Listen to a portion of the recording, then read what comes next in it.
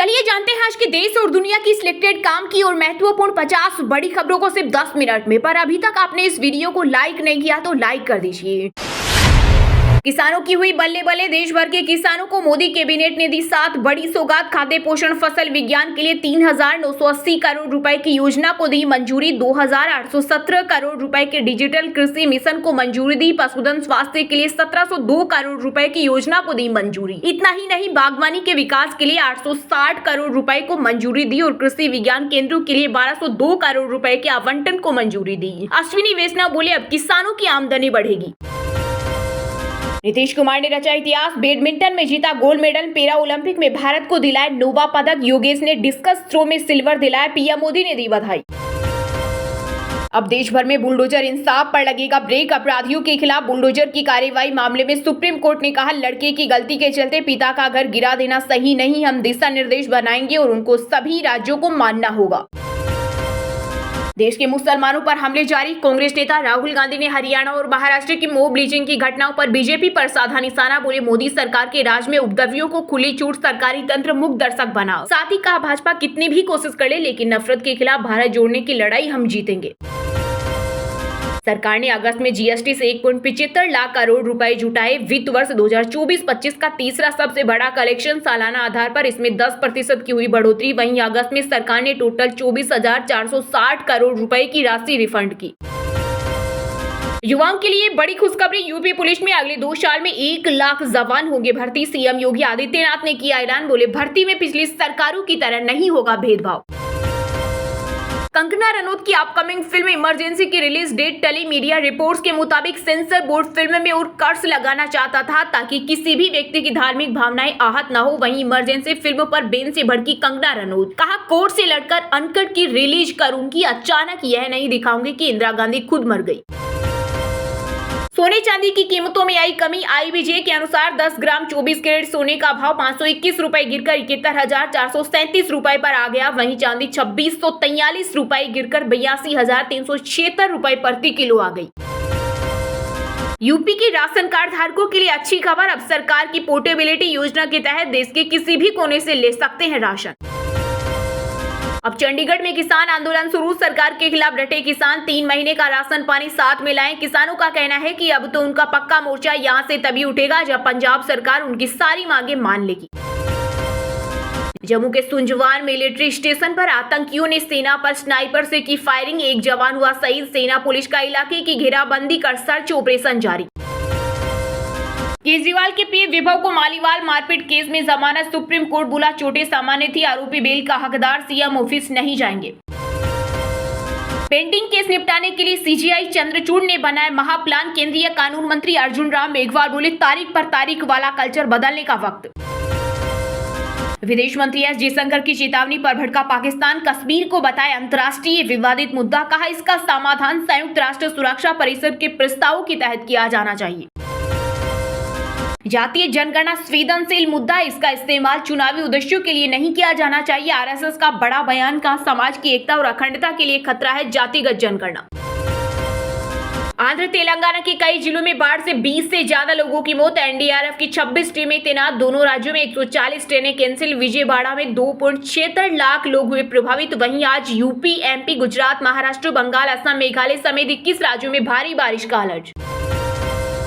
तुम्हारी मस्जिदों के अंदर आकर चुन चुन के मारेंगे। बीजेपी विधायक नितेश राणे के बेहद भड़काऊ बयान से महाराष्ट्र में सियासी तूफान। 2 एफआईआर भी दर्ज। ईडी ने Delhi Waqf board money laundering case में आम आदमी पार्टी के विधायक अमानतुल्ला को किया गिरफ्तार। वहीं सांसद संजय सिंह बोले, ये तानाशाही और गुंडागर्दी। अदालतों में पेंडिंग केस जुडिशरी के लिए बड़ा चैलेंज। राष्ट्रपति द्रौपदी मुर्मू बोली, जब रेप जैसे मामलों में तत्काल न्याय नहीं मिलता तो लोगों का भरोसा उठ जाता है। कोई संत महात्मा या योगी सत्ता का गुलाम कभी नहीं हो सकता, बल्कि वह अपने कदमों पर समाज को चलने के लिए प्रेरित करता है। यूपी के चंदौली में सीएम योगी आदित्यनाथ का बड़ा बयान। अभी नहीं खुलेगा शंभू बॉर्डर। सुप्रीम कोर्ट ने कमेटी बनाई। ये ट्रैक्टर हटाने के लिए किसानों से करेगी बात। साथ ही कहा, मुद्दों का राजनीतिकरण नहीं हो। देश देख रहा कैसे हो रहा है एजेंसियों का दुरुपयोग। ईडी रेड को लेकर आम आदमी पार्टी ने मोदी सरकार पर साधा निशाना। कहा, केंद्र सरकार अपने राजनीतिक प्रतिद्वंदियों के खिलाफ खुलेआम गुंडागर्दी कर रही। कोलकाता कांड के बाद घिरी ममता बनर्जी की पार्टी टीएमसी ने 3 बड़े न्यूज चैनलों का किया बॉयकॉट। डिबेट में प्रवक्ता नहीं भेजने का ऐलान। तृणमूल कांग्रेस ने चैनलों पर बंगाल विरोधी एजेंडा चलाने का लगाया आरोप। हिंडनबर्ग रिपोर्ट में सेबी प्रमुख माधवी बुच पर लगाए गए आरोपों को लेकर कांग्रेस ने एक बार फिर केंद्र पर बोला हमला। पार्टी के मीडिया चेयरमैन पवन खेड़ा ने कहा नियमों को ताक पर रखकर 3 जगह से ले रही सैलरी। 1 अक्टूबर को प्रधानमंत्री मोदी व उनकी कंपनी को बाहर का रास्ता दिखाएंगे युवा। जम्मू कश्मीर विधानसभा चुनाव को लेकर कांग्रेस अध्यक्ष मल्लिकार्जुन खड़गे ने बीजेपी पर बोला बड़ा हमला। अगस्त महीने में यूपीआई के जरिए 1496 करोड़ ट्रांजैक्शन हुए। ये पिछले साल से 41% ज्यादा। इसके जरिए 20.61 लाख करोड़ रुपए की राशि की गई ट्रांसफर। विदेश जाने के लिए अलग। पंजाब में हर घंटे में बन रहे 130 पासपोर्ट। रोजगार के लिए किसी भी तरह देश से बाहर जाना चाहते हैं युवा। भारत ने पेरिस ओलंपिक 2024 में जीता 8वां मेडल। पीएम मोदी ने प्रीति पाल को ब्रोंज व निषाद कुमार को योगेश कथुनिया को सिल्वर जीतने पर दी बधाई। निफ्टी इंडेक्स ने लगातार 13 दिन चढ़कर बंद होने का बनाया रिकॉर्ड। ये 42 अंक चढ़कर 25,278 पर बंद हुआ। वहीं सेंसेक्स 194 अंक की तेजी के साथ 82,559 पर हुआ बंद। विधानसभा चुनाव से पहले हरियाणा के पूर्व मंत्री देवेंद्र बबली बीजेपी में हुए शामिल। कांग्रेस ने टिकट नहीं दी। जेजेपी नेता पूर्व जेल अधीक्षक ने भी ज्वाइन की। भाजपा प्रदेश अध्यक्ष बडोली बोले उम्मीदवारों की लिस्ट अभी नहीं होगी जारी। शेख हसीना को लौटाना है या नहीं, भारत जे करे बांग्लादेश की यूनुस सरकार के बयान से मची खलबली। महाराष्ट्र में सरकार बदलने तक चुप नहीं बैठेंगे। एनसीपी चीफ शरद पवार ने भरी हुंकार का छत्रपति शिवाजी महाराज का ऐसा अपमान कभी नहीं हुआ। कोलकाता कांड बेहद दुर्भाग्यपूर्ण। आरएसएस प्रमुख मोहन भागवत ने महिला सुरक्षा को लेकर 5 मोर्चों पर अभियान चलाने की कही बात। कंधार हाईजैक पर बनी वेब सीरीज IC-840 में आतंकवादियों के हिंदू नामों पर छिड़ा विवाद। केंद्रीय सूचना प्रसारण मंत्रालय ने OTT प्लेटफॉर्म नेटफ्लिक्स के कंटेंट हेड से मांगा स्पष्टीकरण। जम्मू कश्मीर विधानसभा चुनाव के लिए भाजपा ने कुछ सीटों पर नहीं उतारे उम्मीदवार, तो कहीं कार्यकर्ताओं ने छोड़ी पार्टी। घाटी में आसान नहीं बीजेपी की राह है। MS धोनी और कपिल देव पर भड़के टीम इंडिया के पूर्व क्रिकेटर युवराज सिंह के पिता वर्ल्ड चैंपियन कप्तानों पर लगाए कई गंभीर आरोप। कहा धोनी की वजह से युवराज का करियर समय से पहले खत्म हो गया। जिंदगी में कभी माफ नहीं करूंगा। पेपर की तैयारी करें। हरियाणा में कांग्रेस की सरकार बनते ही भर्तियां शुरू करेंगे। विधानसभा चुनाव से पहले पूर्व सीएम भूपेंद्र हुड्डा ने युवाओं से किया वादा। समाज में पैदा हो रहा भीड़ तंत्र। सुप्रीम कोर्ट जस्टिस अभय ओका बोले नेता अपराधियों को फांसी देने का वादा करते हैं, जबकि फैसला लेना न्यायपालिका का काम। ऑटोमोबाइल कंपनी मारुति सुजुकी ने अगस्त में 1.42 लाख गाड़ियां बेची। हालांकि पिछले साल के मुकाबले इसमें 4% की कमी आई। वहीं टाटा मोटर्स की सेल भी 8% हुई कम। सिख नरसंहार के दोषियों पर चुन चुनकर मुकदमा चलाएगी मोदी सरकार। भाजपा नेता बोले जल्द सलाखों के पीछे होंगे असली आरोपी। दिल्ली शराब नीति मामले में 23 महीने बाद जेल से बाहर आएंगे आप नेता विजय नायर। सीबीआई के बाद अब ईडी केस में मिली बेल। पूर्व डिप्टी सीएम मनीष सिसोदिया बोले सत्यमेव जयते। झारखंड एक्साइज कांस्टेबल भर्ती में फिजिकल टेस्ट के दौरान अब तक 11 अभ्यर्थियों की मौत। बीजेपी के कुप्रबंधन का लगाया आरोप। कर्नाटक के सीएम सिद्धारमैया के सोशल मीडिया हैंडल मैनेजमेंट पर हर महीने 54 लाख का हो रहा खर्चा। आरटीआई से हुआ बड़ा खुलासा। उच्च पदों पर बैठे लोगों से जिम्मेदारी भरे आचरण की उम्मीद। तेलंगाना सीएम रेवंत रेड्डी को बीआरएस नेता के कविता को लेकर दिए बयान पर सुप्रीम कोर्ट से मिली हिदायत। यूपी की राजधानी लखनऊ में शिक्षक भर्ती अभ्यर्थियों और पुलिस के बीच हुई झड़प। डिप्टी सीएम केशव प्रसाद मौर्य के घर के बाहर जुटे थे प्रदर्शनकारी। कंगना रनौत के फिल्म इमरजेंसी को नहीं चलने देंगे। पंजाब के पूर्व मुख्यमंत्री चरणजीत सिंह चन्नी बोले एसजीपीसी की अनुमति जरूरी।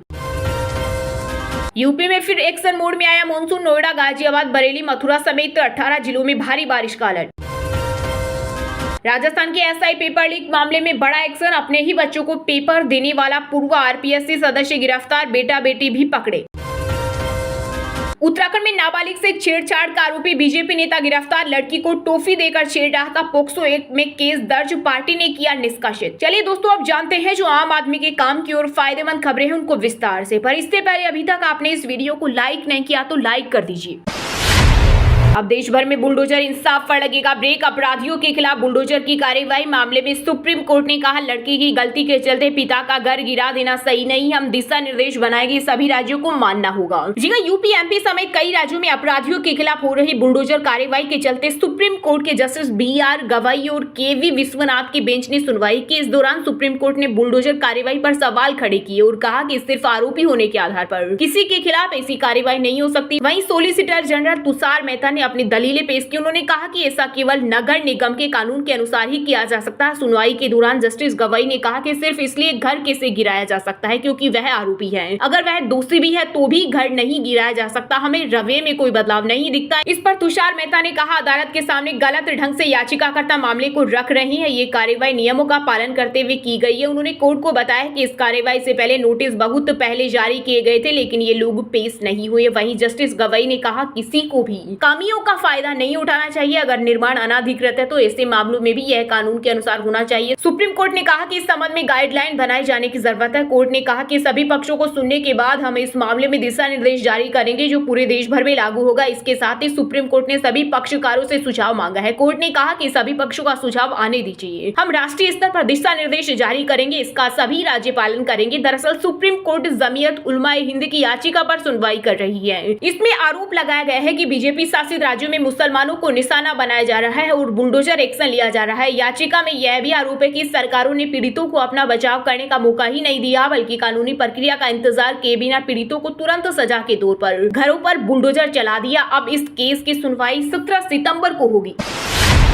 देश में मुसलमानों पर हमले जारी। कांग्रेस नेता राहुल गांधी ने हरियाणा और महाराष्ट्र की मॉब लिंचिंग की घटनाओं पर भाजपा पर साधा निशाना। बोले, बीजेपी सरकार में उपद्रवियों को खुली छूट, सरकारी तंत्र मुख दर्शक बना। साथ ही कहा, भाजपा कितनी भी कोशिश कर ले लेकिन नफरत के खिलाफ भारत जोड़ने की लड़ाई हम जीतेंगे। जी हां, लोकसभा में नेता विपक्ष राहुल गांधी ने मॉब लिंचिंग की बढ़ती घटनाओं के बीच बीजेपी सरकार पर बड़ा हमला बोला। महाराष्ट्र के धुले एक्सप्रेस ट्रेन में गोमांस के शक में हुई बुजुर्ग की पिटाई का वीडियो सोशल मीडिया पर वायरल हो गया है। इसके अलावा हरियाणा में हुई मॉब लिंचिंग की घटना को लेकर भी सियासी पारा चढ़ा हुआ है। अब महाराष्ट्र के पीड़ित की तस्वीर को पोस्ट करते हुए कांग्रेस नेता राहुल गांधी ने बीजेपी सरकार पर जमकर निशाना साधा। उन्होंने बीजेपी पर नफरत और खुलेआम हिंसा फैलाने का भी आरोप लगाया। दरअसल कांग्रेस नेता राहुल गांधी ने एक्स पर एक पोस्ट में लिखा था कि नफरत को राजनीतिक हथियार बनाकर सत्ता की सीढ़ी चढ़ने वाले देश भर में लगातार भय का राज स्थापित कर रहे हैं। भीड़ की शकल में छिपे हुए नफरती तत्व कानून के राज को चुनौती देते हुए खुलेआम हिंसा फैला रहे हैं। उन्होंने कहा, बीजेपी सरकार से इन उपद्रवियों को खुली छूट मिली हुई है, इसलिए उनमें ऐसा कर पाने का साहस पैदा हो गया है। राहुल गांधी ने आगे लिखा, देश में अल्पसंख्यकों खासकर मुसलमानों पर लगातार हमले जारी हैं और सरकारी तंत्र मुख दर्शक बना देख रहा है। कांग्रेस सांसद ने कहा कि ऐसे अराजक तत्वों के खिलाफ सख्त से सख्त कार्रवाई कर कानून का इकबाल कायम किया जाना चाहिए। भारत की सांप्रदायिक एकता और भारतवासियों के अधिकारों पर किसी भी तरह का हमला संविधान पर हमला है जो हम बिल्कुल भी बर्दाश्त नहीं करेंगे। कांग्रेस नेता ने कहा, बीजेपी कितनी भी कोशिश कर ले लेकिन नफरत के खिलाफ भारत जोड़ने की इस ऐतिहासिक लड़ाई को हम हर हाल में जीतेंगे। बता दें कि महाराष्ट्र के नासिक जिले के इगतपुरी के पास एक एक्सप्रेस ट्रेन में बुजुर्ग व्यक्ति को पीटे जाने का मामला सामने आया है। वायरल वीडियो में लोगों के एक समूह को बुजुर्ग व्यक्ति पर हमला करते हुए और गाली गलौज करते हुए देखा गया। जीआरपी ने घटना की जांच शुरू कर दी। वहीं हरियाणा के चरखी दादरी जिले में गोमांस के आरोप में प्रवासी मजदूर की पीट कर हत्या कर दी गई। पुलिस ने इस मामले में 5 आरोपियों के बाद गिरफ्तार भी किया। इस घटना के बाद जिले में सुरक्षा बढ़ा दी गई।